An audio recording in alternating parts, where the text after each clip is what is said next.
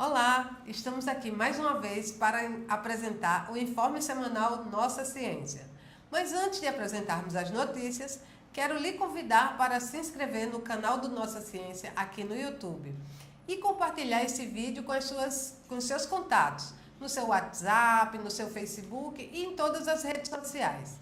Não esqueça também de deixar o seu like aqui no nosso vídeo. Olá, eu sou a jornalista Edna Ferreira e na semana nós tivemos a publicação das nossas colunas. A coluna Diversidades, do professor Ricardo Alexino, falou sobre a transexualidade, que deixou de ser considerada transtorno mental e agora é uma condição de gênero. Para o professor Ricardo Alexino e outros especialistas, isso vai ajudar a reduzir os estigmas e preconceitos com relação à transexualidade. Na coluna Ceará, a jornalista Gisele Soares nos informa que a Seara da Ciência tem novo diretor. Para quem não sabe, a Seara da Ciência é um espaço, um museu de divulgação científica da Universidade Federal do Ceará. E o novo diretor da Seara é o professor Hilde Guedes, do Departamento de Física da Federal do Ceará, e que já faz parte da Seara desde 2006. Já na coluna Biologia do Envolvimento, o professor Eduardo Sequerra, da Universidade Federal do Rio Grande do Norte, ele utiliza histórias em quadrinhos, artigos científicos e muita especulação para explicar a transferência de memória por canibalismo. Se você lendo a coluna, você vai descobrir o que as planárias, que é uma espécie de verme, tem a ver com tudo isso. É bem legal. Na coluna do Jucá, o biólogo Tiago Jucá entrevista o engenheiro da indústria que atua na indústria de petróleo e gás, Adriano Oliveira. Adriano acredita que o país deve investir mais em pesquisa aplicada. Ele é um engenheiro químico que tem mestrado e doutorado nessa área. Ele acha que os cursos de engenharia química no Brasil ainda são muito teóricos e que deveriam ser mais voltados para o mercado, deveriam fazer pesquisas que pudessem ser utilizadas pelo mercado. Ele acha também que a indústria tem que fazer o seu papel e investir em pesquisas para o seu próprio uso. E nós tivemos também a coluna Ciência Nordestina, do professor Elinando Oliveira, que é da Universidade Federal do Vale do São Francisco. Ele fala na coluna sobre reconhecimento científico no século XXI.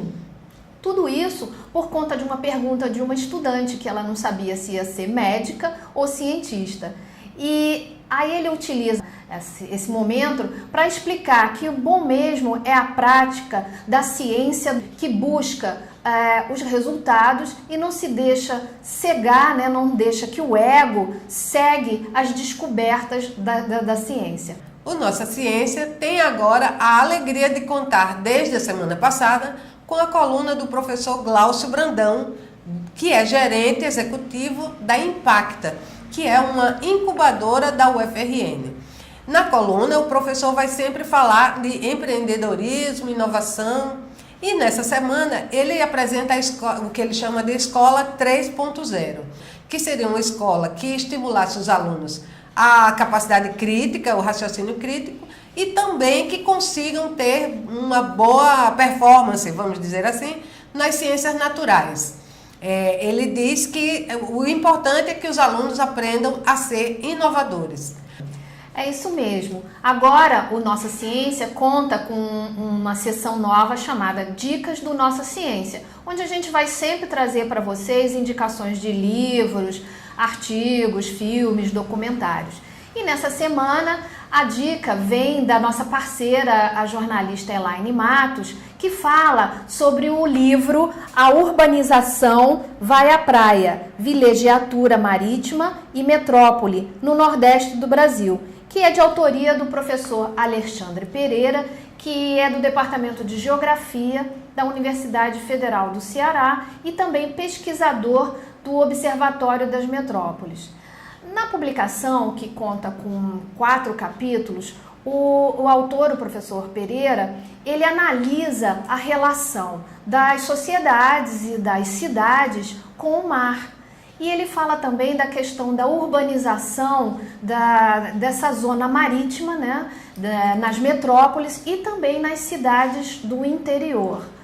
E você encontra na dica dessa semana o endereço lá para baixar o e-book de forma gratuita. Vale a pena conferir.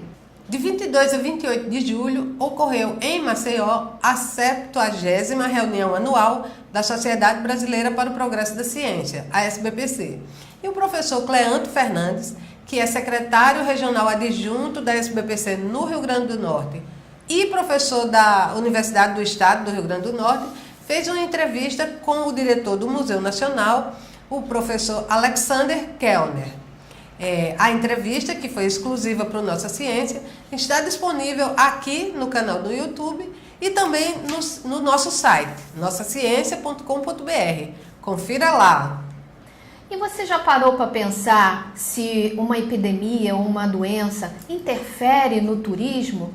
Pois pesquisadores de Pernambuco concluíram que sim, que algumas epidemias, como a dengue, por exemplo, influenciaram no fluxo de visitantes no Brasil.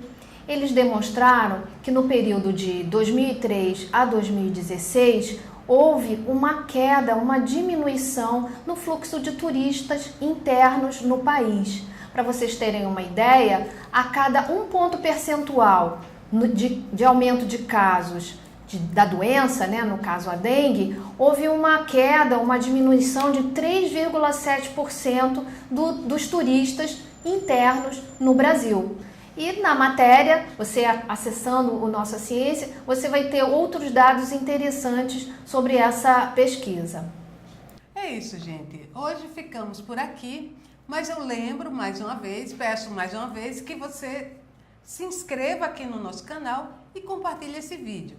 Eu lembro também que se você ficou interessado nas matérias, o link de todas elas está aqui na descrição desse vídeo aqui no YouTube. Na próxima semana estaremos de volta. Até lá! Até lá e obrigada!